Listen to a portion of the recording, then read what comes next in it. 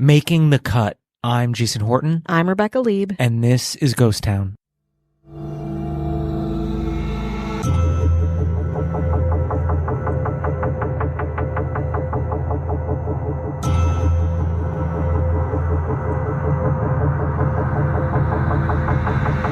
The early hours of August 9th, 1969 will not soon be forgotten. It was that night on 10050 Cielo Drive in Benedict Canyon that Charles Manson led Tex Watson, Susan Atkins, Patricia Krenwinkel, and Linda Kasabian to kill pregnant actor Sharon Tate, Abigail Folger, Wojciech Frykowski, Stephen Parent, and Jay Sebring. These victims' tremendous lives were not only cut short, but diluted by the notoriety and violent nature of the Manson family. And yet, today, in unexpected ways, some of the victims' legacies live on in not so obvious yet powerful pieces of history, too compelling to be ignored. We'll be exploring one of these legacies today, that of celebrity hairstylist Jay Sebring, the glamorous, handsome, styling icon that truly defined the aesthetic of a generation. The man that would become Jay Sebring was brought into this world as John Cummer, born October 10th, 1933, to accountant Bernard and his wife Margaret. Johnny had a pretty normal upbringing, spending his childhood with his brother and two sisters in a middle-class neighborhood in Detroit. After graduating from Detroit Catholic Central High School in 1951, he enlisted in the Navy during the Korean War, where he learned to cut men's hair. Though he was a mere 5'6" and 122 pounds, Sebring had model good looks, what we'd call a short king with big ambitions. After the war, John Cummer moved to Los Angeles, where the stylish veteran reinvented himself, opening a chrome, mirrored, and modern men's hair salon at 725 North Fairfax Avenue, and christened himself Jay Sebring after a famous racetrack. He stuck out like a sore thumb in the industry. At this time, barbershops were still a bit medical, with red and white barber poles and old men waiting for their close-cropped coif. Not Jay. Almost ushering in the 1960s, Jay Sebring would pop out of his Mustang Cobra in straight-leg hip-hugger jeans, a beat-up chambray shirt from Fred Siegel, and got to work. On his 27th birthday, October 10th, 1960, Sebring married model Bonnie Lee Marple in Las Vegas, a union that would end 3 years later in true Hollywood style. No doubt the relationship ended in part due to his over-the-top lifestyle. Sebring's salon had a secret entrance and a private styling room, not just for his celebrity clientele, but for his many lovers. Sebring's star kept rising and the times kept changing. The stylist famously layered men's hair. Game show host Bob Eubanks, himself the son of a barber, called the breezy short shag the, quote, Sebring look, and wrote that every young man waiting in line at a Hollywood nightclub had it. And Sebring's star, again, kept growing. Regulars included Kirk Douglas, Paul Newman, Frank Sinatra, Sammy Davis Jr., Marlon Brando, and Henry Fonda. Jay Sebring is also credited with creating Jim Morrison's iconic, wavy, psychedelic hairstyle. He styled and was close friends with Bruce Lee and Steve McQueen. The former taught him martial arts, and the latter was always around for a cocaine-fueled night.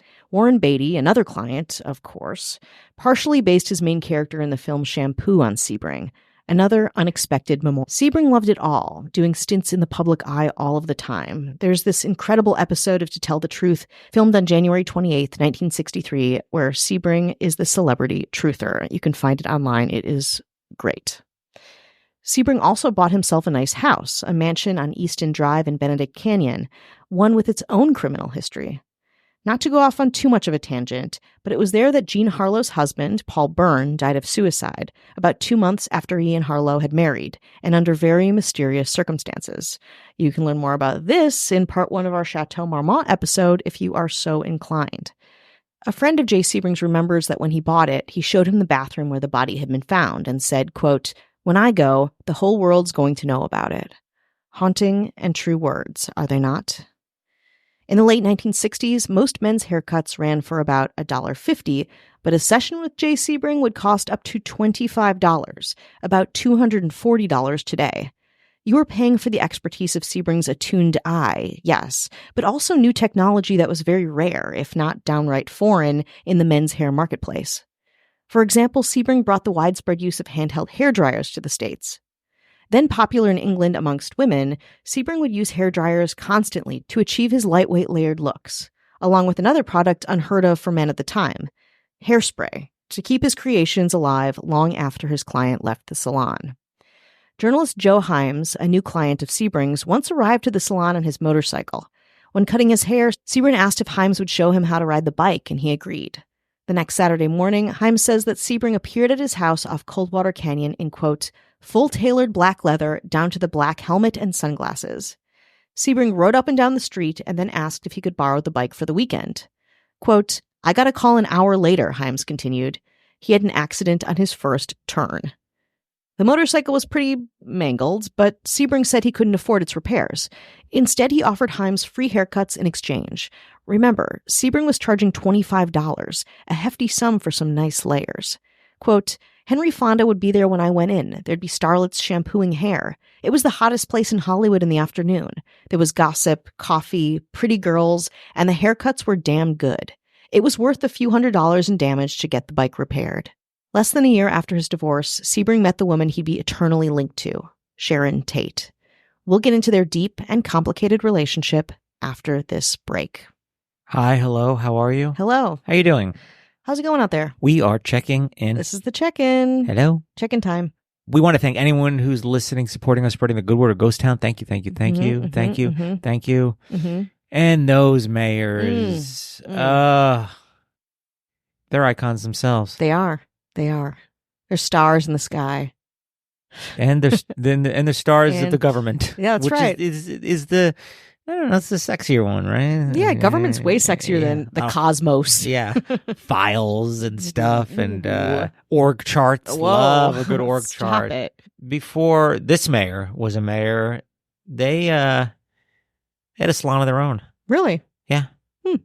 They were one of the founders of Supercuts. Wow. That's pretty good. It's pretty good. Still Wow. going Yeah, strong. still going strong. You're still making that They're money. like, let me see you do this without me. And they're like, we will. Sure. We can cut a bang. But when you go to Supercuts, it's like, why is there 1 to 0 people working here?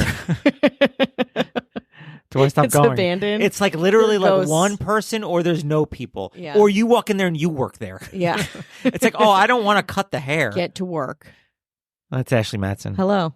This mayor, a little bit of a fashion icon. Also a salon. Wow. Was one of the founders of Fantastic Sam's. Yeah, baby. I've gotten a blowout there. Who's Sam? They're fantastic. It's Uncle Sam. It's the I Feel Fantastic Sam's mystery. Yes.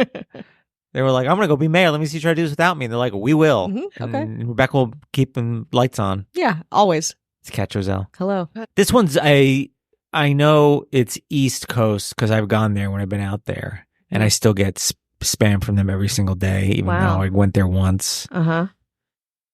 But this mayor is one of the founders of the Hair Cuttery. The Hair Cuttery. They didn't even, they were just like, what are we going to do? We're going to cut hair. It's just call it hair. I'm tired. Like, This is a factory setting. It's called Hair not Cuttery. Glamorous.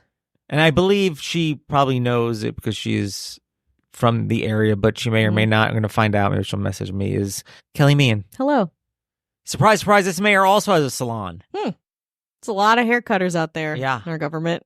They were like, let me see you try to do this without us. Like, we'll keep doing it. Was one of the founders of Great Clips. Ooh. With a Z? Nope. Oh. I think that was the thing. It was like, I want a Z. And they're like, no. It's going to be dated after. It seems like a good idea right now with the Z, but trust us, it's going to seem dated. Like, well, I'm out of here. I'm going to become mayor. And they're like, all right. Sure. That's Casey Weber. Hello. This mayor's like, you want frills? Get out of here. You want a real barber, you know what I mean? You want to get in a chair, you want to talk about you want to talk about the way the world works, man. You know what I mean? This man is like, nothing to do with their names. Like, it's called Floyd's.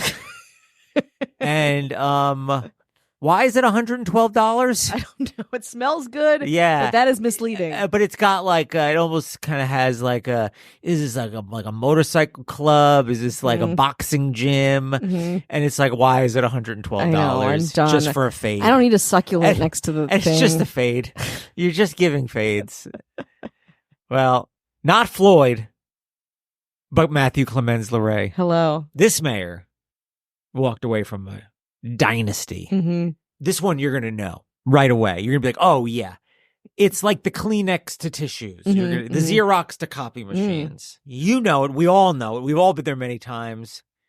Unisex salon. They were like, haircutter. People at a haircutter were like, listen, we're lazy. But come on. Yeah. There's those photos, the drawings in the window. They're always like a different styles. They were just like, call it salon. They're like, well, we have. Well, is it for men or women? They're like unisex. Can you just say men and women salon? They're like, how do we shorten it? Like, how about unisex?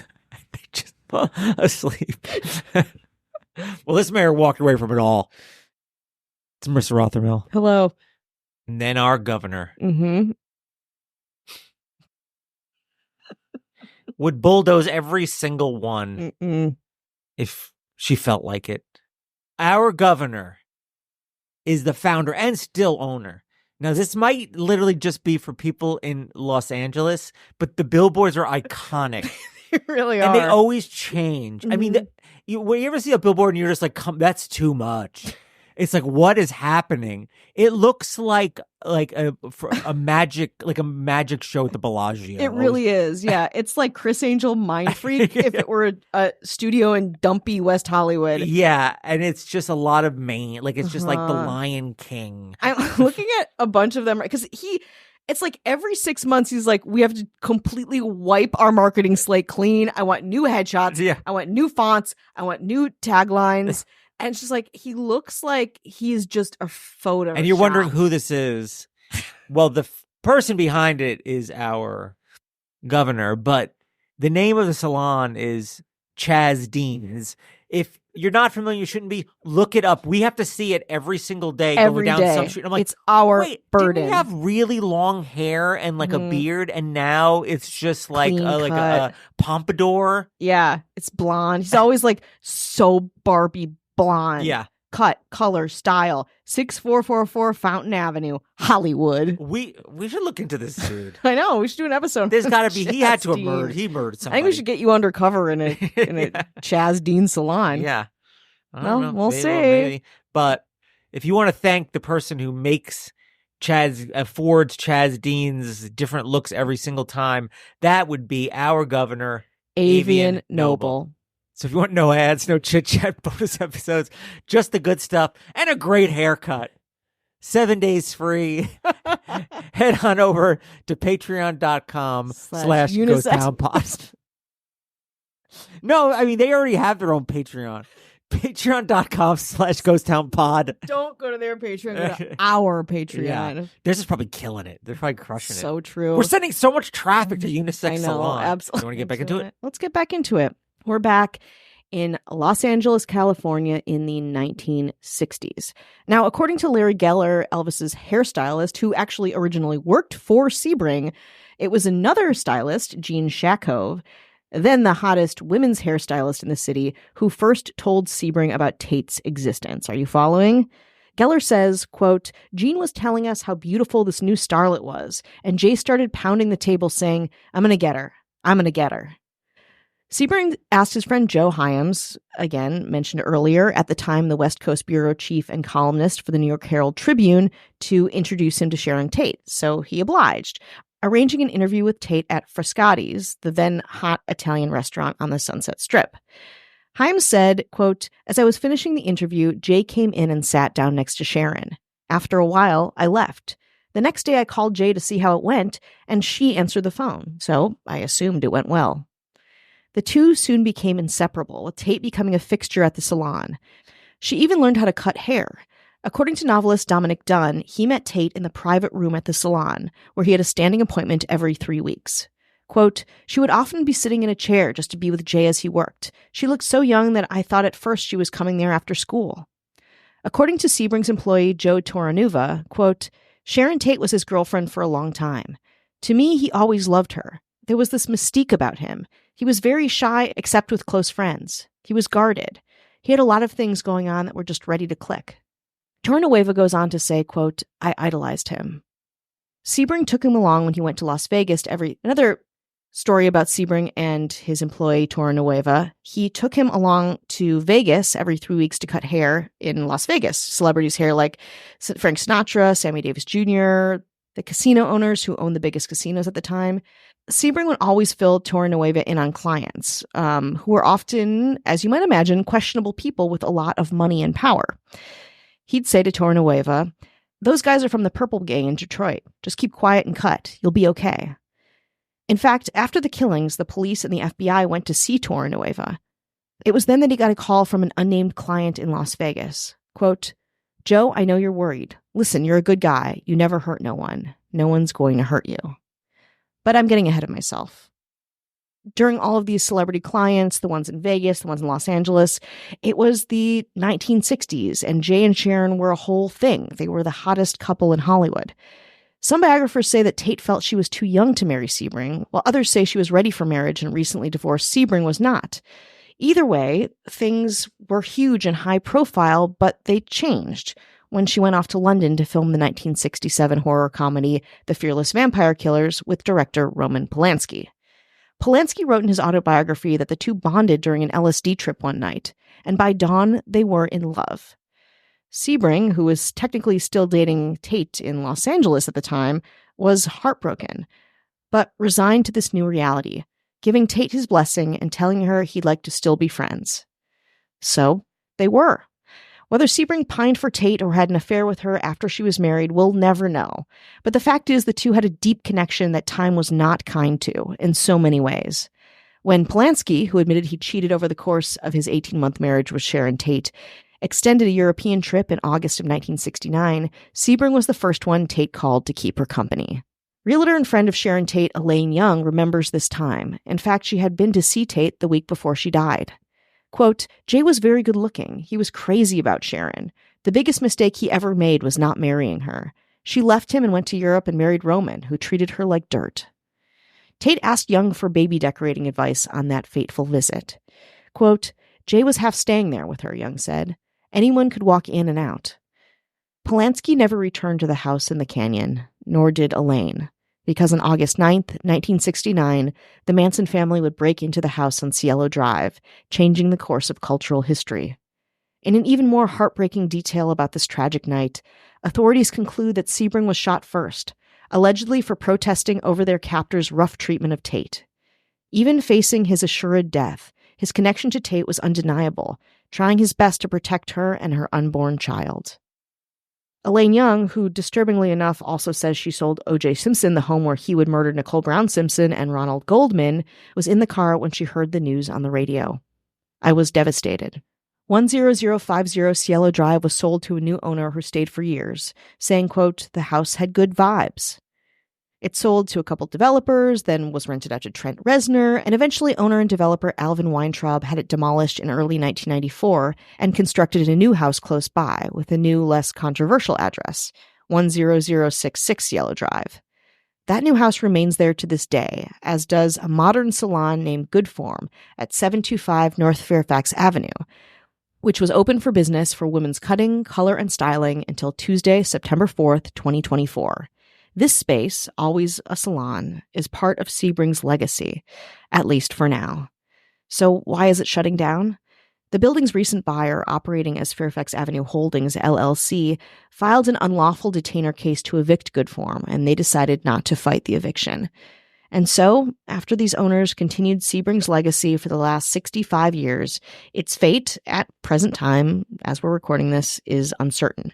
So if you're an LA resident, you might be able to catch a peek at the salon from the outside and imagine a short, handsome man flitting about from his expensive cars to expensive clientele and feel, for a moment, transported to the heyday, the optimism, and the soon-to-be-lost innocence of 1960s Los Angeles.